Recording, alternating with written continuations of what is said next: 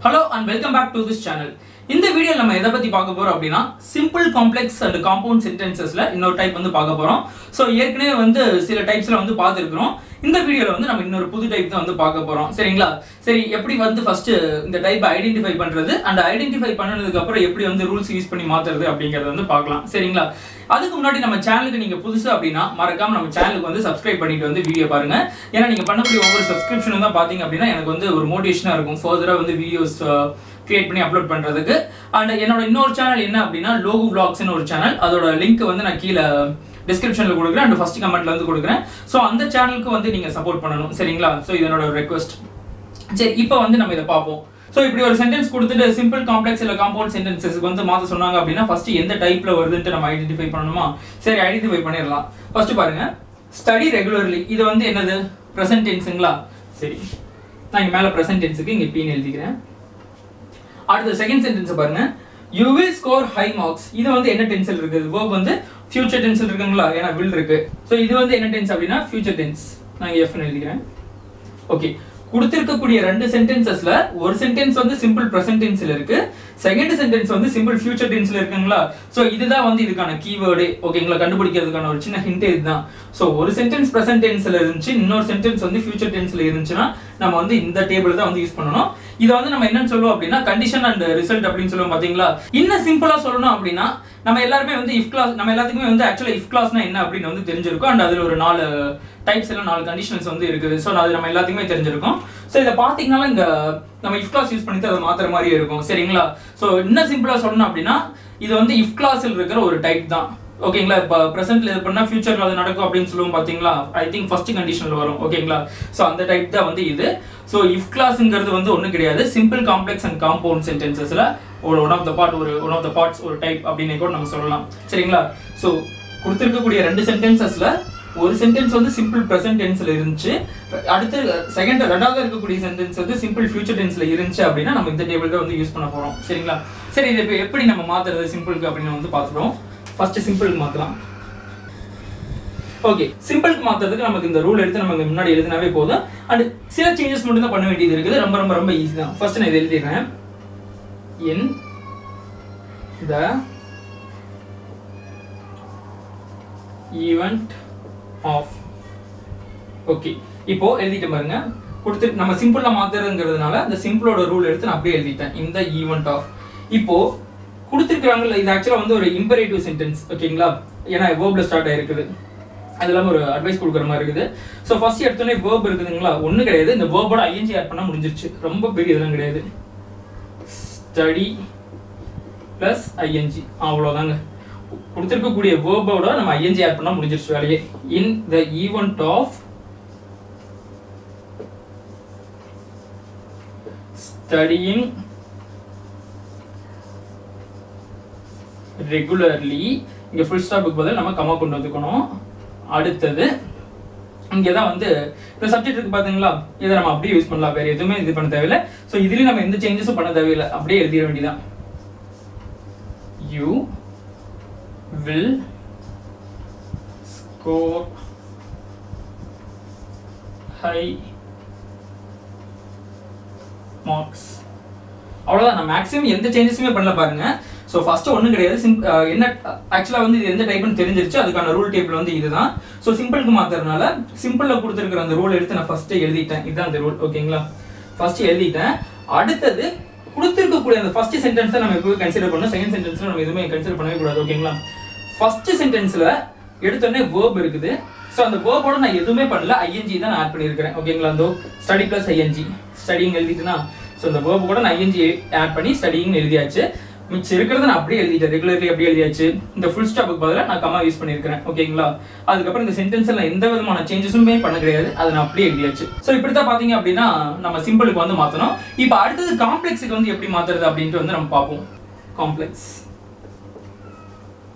காம்ப்ளெக்ஸுக்கு மாத்துறது இது ரொம்ப ஈஸி. காம்ப்ளெக்ஸோட ரூல் என்ன கொடுத்திருக்காங்க? if கொடுத்திருக்காங்களா? if நம்ம முன்னாடி எழுதிட்டா முடிஞ்சு போச்சு. சரி இது மட்டும் போதுமா அப்படின்னு கேட்டா போதாது. ஏன்னா காம்ப்ளெக்ஸ் சென்டென்ஸை பொறுத்த வரைக்கும் ஒரு மெயின் கிளாஸ் இருக்கணும், one or more subordinate clause இருக்கணுங்களா? So ஒரு மெயின் கிளாஸ் இருக்கணும், one or more subordinate classes இருக்கணும்னாவே ரெண்டு சைடுலயுமே வந்து சப்ஜெக்ட் கண்டிப்பா தேவை. ஆனா இங்க பாருங்க இந்த சென்டென்ஸ்ல வந்து சப்ஜெக்ட் கிடையாதுங்களா? சப்ஜெக்ட் இருக்குது. யூங்கிற ஒரு ஹிடன் சப்ஜெக்ட் வந்து இருக்குது. எல்லா இம்பரேட்டிவ் சென்டென்ஸ்லயுமே என்ன இருக்கும், யூங்கிற ஒரு ஹிடன் சப்ஜெக்ட் வந்து இருக்கும். ஓகேங்களா, நம்ம தான் என்ன நினைக்கிறோம் அப்படின்னா இம்பரேட்டிவ் சென்டென்ஸ்ல வந்து சப்ஜெக்டே இருக்காது அப்படின்ட்டு. ஸோ யூங்கிற ஒரு ஹிடன் சப்ஜெக்ட் வந்து இருக்கும். அந்த ஹிடன் சப்ஜெக்ட் தான் நம்ம இங்க கொண்டு வர போறோம். நீங்க இப்படி ஞாபகம் வச்சுக்கலாம். இந்த சென்டென்ஸ்ல யூ கொடுத்துருக்காங்க பாத்தீங்களா. ஸோ ரெண்டு சென்டென்ஸுமே வந்து ஒருத்தர் தான் ரெஃபர் பண்ணுது. அது யார் ரெஃபர் பண்ணுது அப்படின்னா அந்த யூங்கிற ஒரு பர்சன் தான் வந்து ரெஃபர் பண்ணுது. ஸோ அதனால இங்க இருக்கிற சப்ஜெக்ட் எடுத்து நம்ம இங்க எழுதிக்கலாம். நீங்க இப்படியும் ஞாபகம் வச்சுக்கலாம். இல்ல இம்பரேட்டிவ் சென்டென்ஸ்னாவே யூங்கிற ஒரு சப்ஜெக்ட் வந்து ஹிடன்ல இருக்கும்.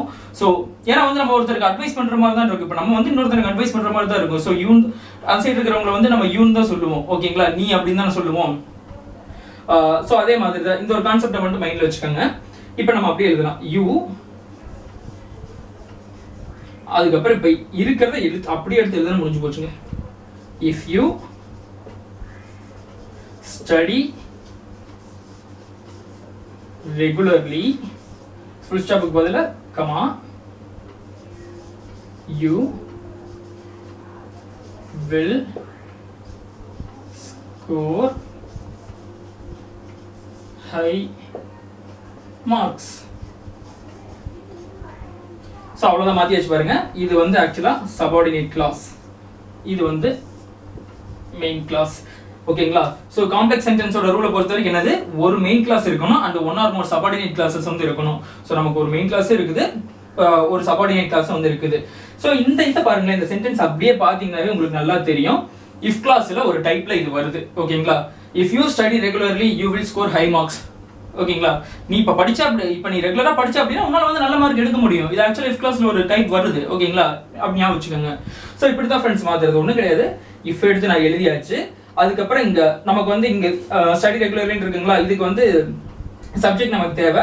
ஸோ இம்பரேட்டிவ் சென்டென்ஸ்ல யூங்கிற ஒரு சப்ஜெக்ட் வந்து ஹிடன்ல எப்பவுமே இருக்கும். அதை நம்ம எடுத்து எழுதியாச்சு. நீங்க இப்படி ஞாபகம் வச்சுக்கலாம். இங்கேயும் வந்து யூ தான் இருக்குது, அதனால நம்ம இங்கேயும் அதை எழுதணும் அப்படின்ட்டு ஞாபகம் வச்சுக்கலாம். ஸோ எழுதிட்டேன், வேற எதுவுமே பண்ணல. இங்க ஃபுல் ஸ்டாப்புக்கு பதில் கமா யூஸ் பண்ணியாச்சு. இங்க அப்படியே வந்து இங்க கேபிட்டல் லெட்டர் இருக்கிறத நான் இங்க ஸ்மால் லெட்டரா யூஸ் பண்ணியிருக்கிறேன், வேற எதுவும் கிடையாது. அதுக்கப்புறம் இங்க இருக்கிற சென்டென்ஸை அப்படியே எழுதியாச்சு ஃப்ரெண்ட்ஸ். சரி ஓகே ஃப்ரெண்ட்ஸ், இது எப்படி நம்ம காம்பவுண்டுக்கு மாத்துறது அப்படின்னு வந்து பாத்துருவோம். காம்பவுண்ட் சென்டென்ஸ்க்கு சரி ஓகே. இப்போ பாருங்க, study regularly you will score high marks. இந்த தென் ஒன்லி இருக்கு பாத்தீங்களா, இந்த தென் ஒன்லி அந்த ஃபுல் ஸ்டாப்புக்கு பதில் நம்ம ஆட் பண்ணாவே முடிஞ்சு போச்சு. ரொம்ப சிம்பிள், வேற எதுவுமே கிடையாது. ஸோ இது வந்து நீங்க இங்க இது இம்பரேட்டிவ் சென்டென்ஸ்ங்கிறதுனால யூங்கிற ஒரு சப்ஜெக்ட் நம்ம இன்க்ளூட் பண்ணியும் எழுதலாம், இன்க்ளூட் பண்ணாமையும் வந்து நம்ம எழுதலாம். சரிங்களா, பாருங்க, யூ ஸ்டடி ரெகுலர்லி, அதுக்கப்புறம் இந்த ஃபுல் ஸ்டாப் பாத்தீங்களா, இந்த தென் ஒன்லி அப்படியே இங்க கொண்டு வந்து எழுதுவோம். then only, அவ்வளவுதான். இந்த சென்டென்ஸ் அப்படியே எழுதுங்க. you will score high marks. Okay, so நீங்க இந்த you வெச்சு எழுதலாம், you வைக்காமயே எழுதலாம் டைரக்டா. study regularly then only you will score high marks நீங்க அப்படியும் கூட எழுதலாம். நான் எழுதிறேன் இதுக்கும்.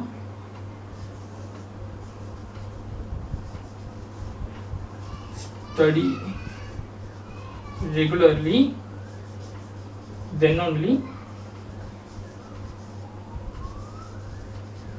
you will score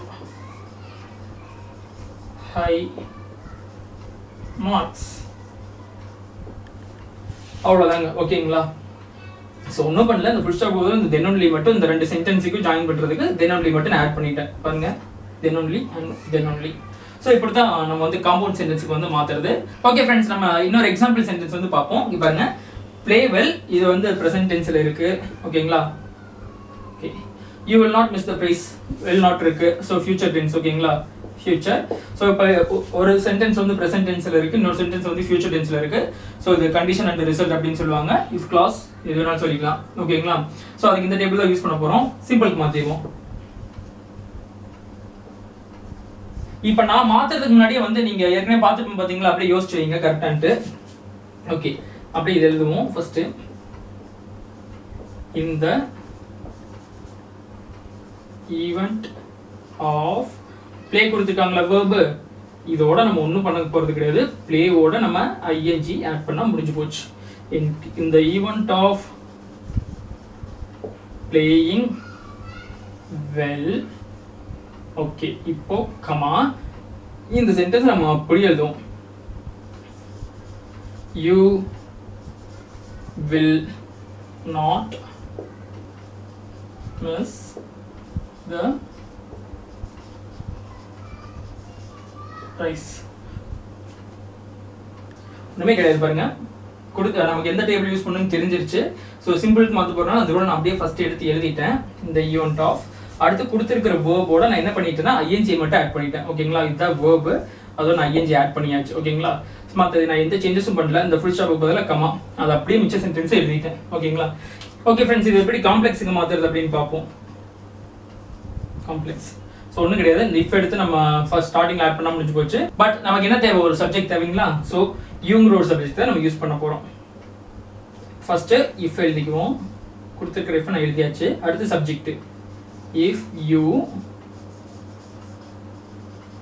play well full stop பதிலாக comma you will not miss the price. அவ்வளோதாங்க, ஒன்றும் கிடையாது. இஃப் எழுதிட்டேன். அதுக்கப்புறம் சப்ஜெக்ட் நமக்கு தேவை. ஸோ இம்பரேட்டிவ்ல யூங்கிற ஹிடன் சப்ஜெக்ட் இருக்கு. இல்லை இங்கே இருந்தும் நம்ம சப்ஜெக்ட் எடுத்துக்கலாம். நீங்கள் எப்படி ஞாபகம் வச்சுக்கிறீங்களோ அப்படி ஞாபகம் வச்சுக்கோங்க. இஃப் யூ ப்ளே வெல் அந்த சென்டென்ஸ் நான் அப்படியே எழுதிட்டேன். ஃபுல் ஸ்டாப்புக்கு பதிலாக கம்மா யூஸ் பண்ணியிருக்காங்க. அவ்வளோதான். ஓகே ஃப்ரெண்ட்ஸ், இது எப்படி காம்பவுண்ட் சென்டென்ஸுக்கு மாற்றுறது அப்படின்னு பார்த்துருவோம்.